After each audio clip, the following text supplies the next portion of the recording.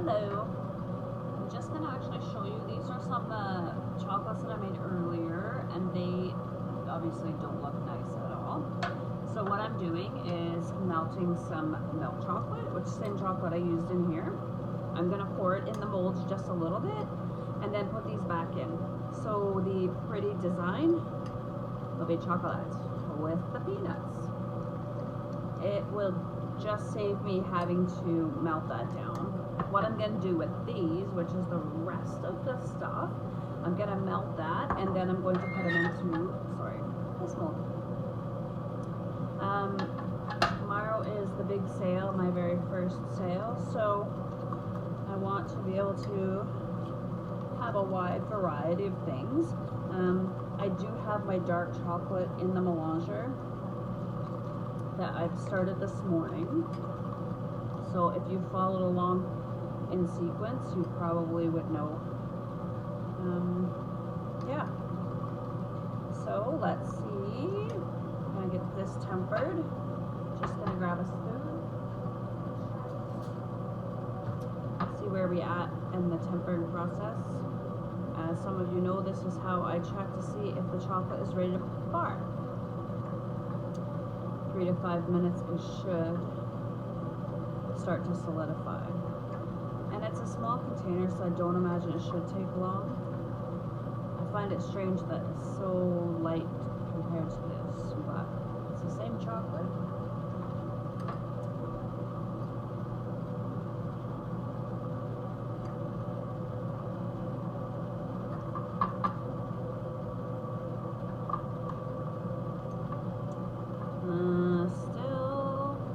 Looks like it is actually firming up.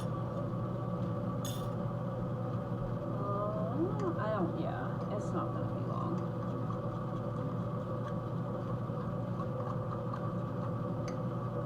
And I still have quite a bit of milk chocolate left. This is from nice big chunk there. That's from when I pulled it out of the melanger. I just poured it into a container and let it harden. That's what's left. So I've used quite a bit of it, but it has gone a long way, and I like to be able to make lots of different things with it. So we're just about, I think we're close. It's looking nice, and it has a bit of a shine to it, which in the chocolate world is really good if you can get a nice shine and a nice snap to the bar when you break it. All the information that I'm sharing with you is stuff that I've learned from watching YouTube videos. There is a ton of knowledge out there, and I would suggest anybody who wants to get into making chocolate, research a lot. I just kind of went blindly for a little while and then had to backtrack and go, oh no, wait, I thought I could make chocolate from the bean without the melanger refiner. No, I would not recommend. I can make a dark chocolate just with cocoa butter and cocoa powder, and then powder sugar. But once you've got the melanger and you've used it, it's hard to go back to the old way. It is so much easier. I think actually what I'm going to do is I'm going to bag this and pipe it in. I think that will be much easier. Grab a glass so you can see here. And my spatula.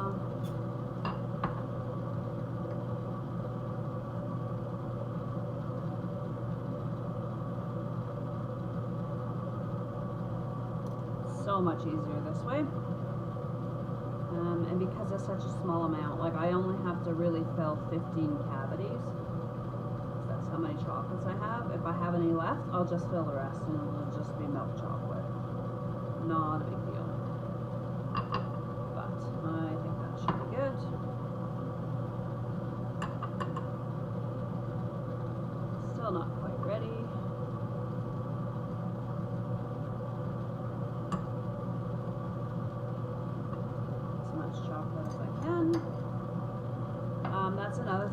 make chocolate and I do all my measurements, I do measure for a little bit extra just because of the fact that you tend to lose some. You're always going to lose some going from one thing to another. Like when I do the peanut butter machine, I'm always going to lose some. That's just the nature of it. So just going to work it around a little bit, cool it down. The counter's nice and cool. It really sucks when I have the dishwasher going that day and then my counter's warm. So it's nice when it's nice and cool. So again, I'm going to lose some, but it's the price you pay. So when I do my measurements, I like to use grams, ounces, whatever. I always add a few grams or ounces to every recipe for that little bit of loss that's going to happen. So let's work it up some more. And if it's tempered right when I do it, then they shouldn't take long and they'll be nice, beautiful chocolates, and they will not look like, yeah, that. They don't look appetizing or appealing. But trust me, I ate one and they are really, really, really good. All I used was just my milk chocolate recipe to make the chocolates, and then I had just added crushed peanuts. I tried putting the crushed peanuts in the mold first, and that batch did not turn out very well at all. So much, much better if you mix it in. But what happened was, the reason that it turned out this way is as soon as I added the peanuts to the mixture, it solidified right away. I didn't have time to actually get them in there proper, so unfortunately did not turn out so well. So I think, should I throw caution to the wind and just do it, or should I check, make sure? We will check.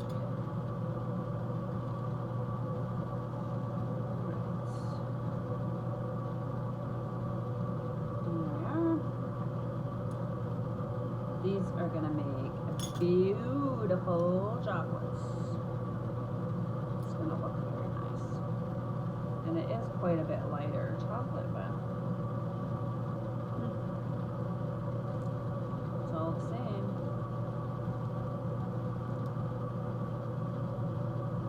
Just like to get the air out of the bag.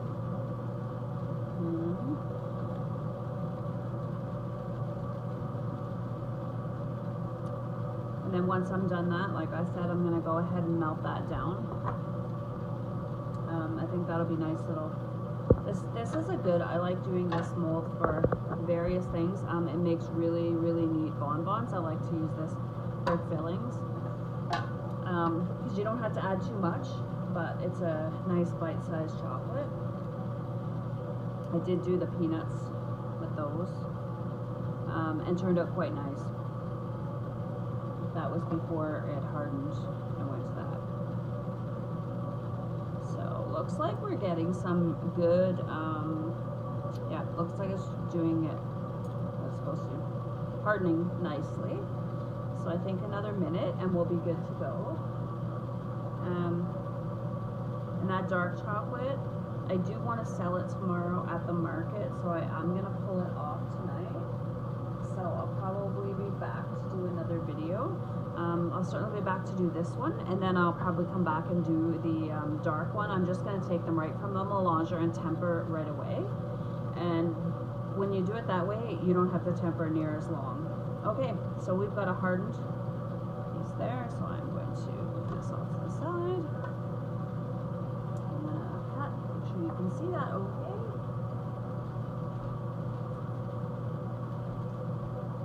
And I'm not using a bag, pastry bag, because it's such a small batch. If I was doing a big one, then that would be different, but just enough to cover the bottom.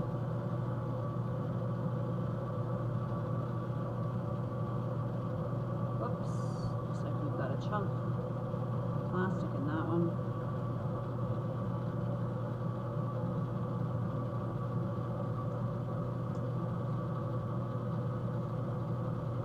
that's 3, 6, 9, 12, that's the 15. So I'm just gonna go ahead and fill this mold. And maybe fill this one too. Maybe. Well, it gives me a couple of chocolates anyway. But now I gotta pop these in fast. Because they will harden quickly and they'll set fast. And it doesn't matter if they go all the way down to the bottom because we need that shape. So let's hope it works.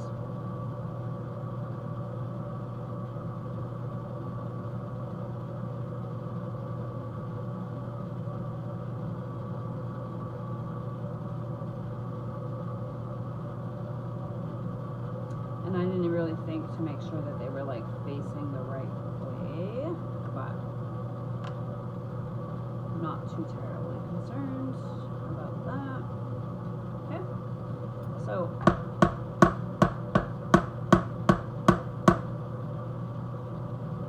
that one's quite full, but I can adjust them later. I can scrape down the sides. Anyway, there we have it. Stay tuned and we'll get those ready to go next.